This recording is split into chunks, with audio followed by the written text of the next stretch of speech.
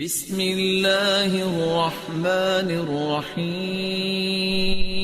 ایک بار قرآن ٹھیک سے پڑھتا یا صرف پڑھتا تو بھی سمجھ جاتا مسلم ایمان کیا ہوتا ہے۔ آپ کو سمجھانے کے لیے کہ ایک غیر مسلمان، ایک کرسچن، ایک عیسائی 50 سال کی عمر میں قرآن شریف کو اور اچھی طریقے سے سمجھنے کے لیے 50 سال کی عمر میں عربی زبان سیکھتا ہے۔ میں جانتا ہوں کہ ہم سب ڈاکٹر موریس بکیل کی طرح جذبہ نہیں رکھتے ہوئیں گے، لیکن اگر ہم عربی زبان نہیں جانتے تو کم از کم قرآن مجید کا ترجمہ تو پڑھ سکتے ہیں۔ مولانا عبد المجید دریابادی فرماتے ہیں کہ ساری دنیا میں سب سے مشکل کتاب جس کا ترجمہ ہو سکتا ہے وہ ہے قرآن مجید۔ قرآن مجید ساری دنیا میں سب سے مشکل کتاب ہے جس کا ترجمہ ہو سکتا ہے، کیونکہ قرآن مجید کی زبان اللہ سبحانہ و تعالیٰ کی طرف سے ہے اور ایک بہترین زبان ہے، ایک معجزہ ہے۔ قرآن مجید کی ایک ہی آیت ایک انٹلیکچوئل، ایک ذہین آدمی کو متاثر کرتی ہے، اور وہی آیت ایک عام آدمی کو متاثر کرتی ہے۔ یہ خوبی ہے قرآن مجید کی۔ اور کئی عربی الفاظ اس کے 50 سے زیادہ معنی ہوتے، ایک قرآن مجید کی آیت کے کئی معنی ہوتے۔ اسی لیے یہ اللہ سبحانہ و تعالیٰ کی آخری کتاب سب سے کٹھن کتاب ہے، سب سے مشکل کتاب ہے جس کا ترجمہ ہو سکتا ہے۔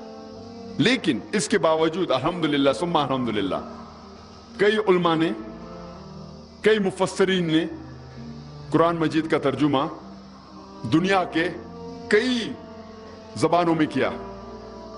جتنے میجر لینگویجز ہیں، جتنے سب سے زیادہ بولی جانے والی دنیا کے زبانیں ہیں، اس کے اندر الحمدللہ ثم الحمدللہ قرآن مجید کا ترجمہ ہو چکا ہے۔ اگر ہم عربی زبان نہیں جانتے، ہمارا فرض ہے کہ کم از کم ہم قرآن مجید کا ترجمہ پڑھیں، اس زبان میں پڑھیں جس زبان پہ آپ کو مہارت ہے۔ اگر آپ کو اردو پہ مہارت ہے تو قرآن مجید کا ترجمہ اردو میں پڑھیے۔ اگر آپ کو کشمیری پہ مہارت ہے تو کشمیری میں پڑھیے۔ اگر آپ کو انگریزی پہ مہارت ہے تو انگریزی میں پڑھیے۔ اگر آپ کو مراٹھی پہ مہارت ہے تو مراٹھی میں پڑھیے، لیکن کم از کم قرآن مجید کا ترجمہ ضرور پڑھیے۔ ہم مسلمان اکثر بہانے بناتے ہیں کہ ہم بہت بزی ہیں، ہم بہت مصروف ہیں۔ ہم مصروف ہیں ہمارے تجارت میں، ہم مصروف ہیں پڑھائی میں، اسکول میں، کالج میں، یونیورسٹی میں۔ ہم مصروف ہیں کیونکہ ہم کام پہ جاتے ہیں، ہمارے پاس قرآن مجید کا ترجمہ پڑھنے کے لیے ٹائم نہیں ہے۔ ہم سب بھی جانتے ہیں کہ جو بھی وقت ہم اسکول میں لگاتے ہیں یا کالج میں یا یونیورسٹی میں، ہم سینکڑوں کتابیں پڑھتے ہیں اور کئی کتابیں حفظ کر لیتے ہیں۔ ایگزامینیشن میں بیٹھنے کے پہلے کئی کتابیں ہم حفظ کر لیتے ہیں۔ کیا ہمارے پاس قرآن مجید پڑھنے کا ٹائم نہیں ہے؟ اگر آپ قرآن مجید پڑھیں گے، اس کا ترجمہ چند دنوں میں آپ پڑھ سکتے ہیں۔ لیکن محمد صلی اللہ علیہ وسلم فرماتے ہیں، حدیث ترمذی کی، کہ جو کوئی 3 دن سے کم وقت میں قرآن مجید پڑھتا ہے وہ قرآن مجید کو سمجھ کے نہیں پڑھتا۔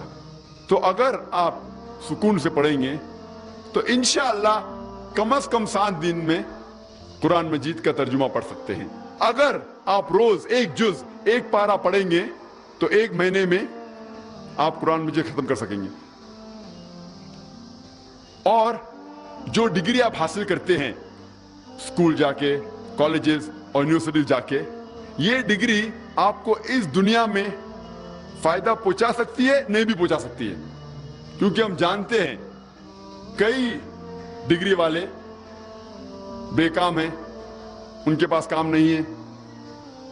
لیکن اللہ سبحانہ و تعالیٰ وعدہ دیتے ہیں کہ اگر آپ اس قرآن کو سمجھ کے پڑھیں گے تو آپ کو آخرت میں ہی نہیں لیکن اس دنیا میں بھی انشاءاللہ فائدہ ہوگا.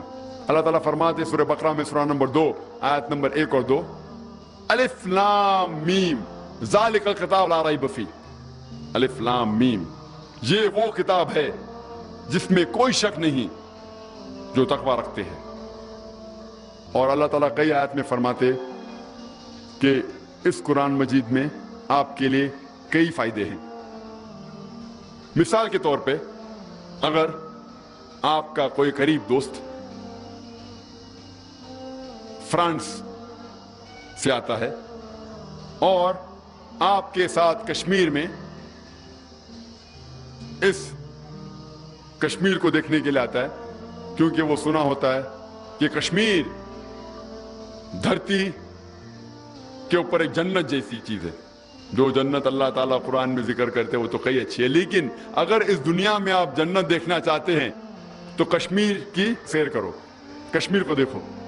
تو آپ کا ایک قریب دوست فرانس سے آتا ہے اور کشمیر کی سیر کرتے ہوئے اننت ناگ اسلام آباد بھی آتا ہے اور آپ کے ساتھ ایک ہفتے ساتھ میں گزارتا ہے, آپ کے گھر میں رہتا ہے, آپ کا بہت قریب دوست ہے. ایک ہفتے آپ کے ساتھ رہتا ہے, پھر کشمیر گھومتا ہے, پھر واپس چلے جاتا ہے. وہ دوست اس کو فرینچ زبان پہ مہارت ہے, اردو زبان کچھ ٹوٹی پوٹی انداز سے آپ سے گفتگو کر لیتا ہے, لیکن اس کو مہارت ہے فرینچ میں. وہ جب اپنے گھر واپس لوٹ جاتا ہے فرانس سے خط لکھتا ہے آپ کو, لیکن فرینچ میں لکھتا ہے. آپ جب خط کھولتے ہیں آپ کو فرینچ نہیں پتا تو آپ کیا کرتے ہیں, آپ کو جب آپ کا قریب دوست فرینچ میں خط لکھے گا اور آپ کو اس کو پڑھنے نہیں آئے گا, آپ اس کو سمجھ نہیں سکیں گے, تو آپ کیا کریں گے, آپ کیا کریں گے, آپ کسی سے اس خط کا ترجمہ کریں گے. آپ ڈھونڈیں گے وہ شخص جو فرینچ جانتا ہے تاکہ وہ آپ کو اپنے دوست کا خط کا ترجمہ کر سکتا ہے, کیونکہ آپ جاننا چاہتے ہیں کہ آپ کے قریب دوست نے آپ کو خط میں کیا لکھا. آپ کوئی بھی حالت میں اس خط کا ترجمہ کریں گے اور جاننا چاہیں گے کہ آپ کے دوست نے آپ کو کیا لکھا. کیا آپ کا فرض نہیں ہوتا کہ آپ جاننا چاہیں گے آپ کے خالق, آپ کے رب اللہ سبحانہ و تعالی نے اپنے آخری پیغام قرآن مجید میں کیا لکھا ہے آپ کے لیے. آپ جب اپنے دوست کا خط ترجمہ کرنے کے لیے محنت کریں گے, کیا آپ کا فرض نہیں بنتا کہ آپ جانیں آپ کے خالق, آپ کے رب, آپ کے اللہ سبحانہ و تعالیٰ نے آپ کے لیے کیا پیغام لکھا. ہمیں قرآن شریف کا ترجمہ کرنے کی ضرورت نہیں. الحمدللہ ثم الحمدللہ قرآن مجید کا ترجمہ ہو چکا ہے. آپ کو صرف ہدیہ پہ مارکیٹ میں جا کے لینا ہوگا. اور ساری جتنی اہم زبان ہیں ساری دنیا میں الحمدللہ ان زبانوں میں قرآن مجید کا ترجمہ ہو چکا ہے. ہمیں قرآن مجید کا ترجمہ پڑھنا چاہیے وہ زبان میں جس زبان میں آپ کو مہارت ہے. اور اکثر مسلمان سمجھتے ہیں کہ یہ قرآن صرف مسلمانوں کے لیے ہے اور یہ قرآن مجید غیر مسلمانوں کو نہیں دینا چاہیے. یہ ہماری غلط فہمی ہے, ہمارا وہم ہے, کیونکہ اللہ سبحانہ و تعالیٰ فرماتے ہیں قرآن شریف میں سورہ ابراہیم میں سورہ نمبر 14 آیت نمبر 1 الف لام را, یہ کتاب نازل کی گئی تھی محمد صلی اللہ علیہ وسلم پہ تاکہ وہ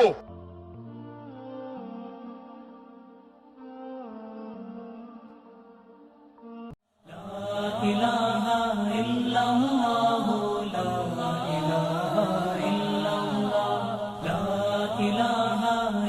الله